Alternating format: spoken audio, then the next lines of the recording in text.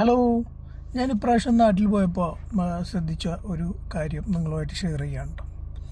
ഇപ്പം നമുക്ക് പ്രവാസ ലോകത്ത് നമുക്ക് എത്ര രൂപ നമുക്ക് കിട്ടിയത് എത്ര രൂപ കിട്ടിയാലും ഇപ്പം നാട്ടിൽ ഇപ്പോൾ ഒരു ദിർഹംസ് 24 രൂപ അങ്ങനെയൊക്കെയാണ് നമുക്ക് കിട്ടിക്കൊണ്ടിരിക്കുന്നത്. ഇതിപ്പോൾ 1000 ദിർഹംസ് ആയിക്കോട്ടെ, 10,000 ദിർഹംസ് ആയിക്കോട്ടെ, എന്തൊക്കെ ആയിക്കോട്ടെ, പ്രവാസികൾക്ക് നാട്ടിലേക്ക് വലിയൊരു എമൗണ്ട് ഈ ഇപ്പോൾ അടുത്ത കാലങ്ങളിലായിട്ട് അയക്കാൻ പറ്റുന്നുണ്ട്. പക്ഷേ നമ്മൾ വലിയ വലിയ സൂപ്പർ മാർക്കറ്റുകളിലും ഹൈപ്പർ മാർക്കറ്റുകളിലും അതുപോലെ മാളുകളിലും ഒക്കെ ചെന്നിട്ട് നമ്മൾ സാധനങ്ങൾ പർച്ചേസ് ചെയ്യുമ്പോൾ ഞാൻ ഇപ്രാവശ്യം ചിന്തിച്ച് ഇതേ പൈസ തന്നെയല്ലേ ഈ സാധനത്തിന് നമ്മൾ ഗൾഫിൽ കൊടുക്കുന്നത്. കാരണം ഞാൻ ഒരു മാളിൽ പോയിട്ട് ഞാൻ ഒരു മസാല ദോശ കഴിച്ചു. ഞാൻ ഫാമിലിയൊക്കെ ഉണ്ടായിരുന്നു.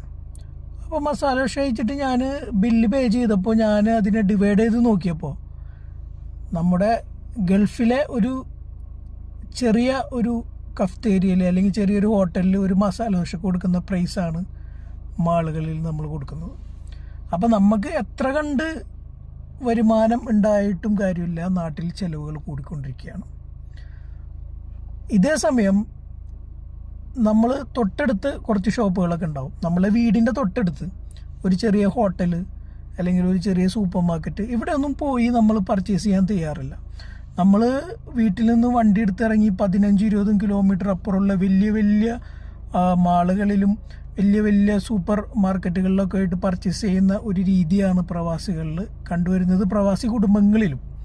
അതൊരു പ്രീമിയം പർച്ചേസിങ് എക്സ്പീരിയൻസ് കിട്ടും എന്നുള്ളതിൽ യാതൊരു ഡൗട്ടും ഇല്ല. അതും നിലനിൽക്കേണ്ട ബിസിനസ്സാണ്. പക്ഷേ അവിടെ ആലോചിക്കേണ്ട കാര്യം, നമ്മ ഗൾഫിൽ ഒരു റിയാലിന് കിട്ടുന്ന അല്ലെങ്കിൽ ഒരു ദിർഹംസിന് കിട്ടുന്ന അതേ സാധനം ഈ വലിയ പ്രീമിയം മാളുകളിൽ പോയിട്ട് അതേ പ്രൈസ് കൊടുത്തിട്ട് നമ്മൾ വാങ്ങുകയാണ്.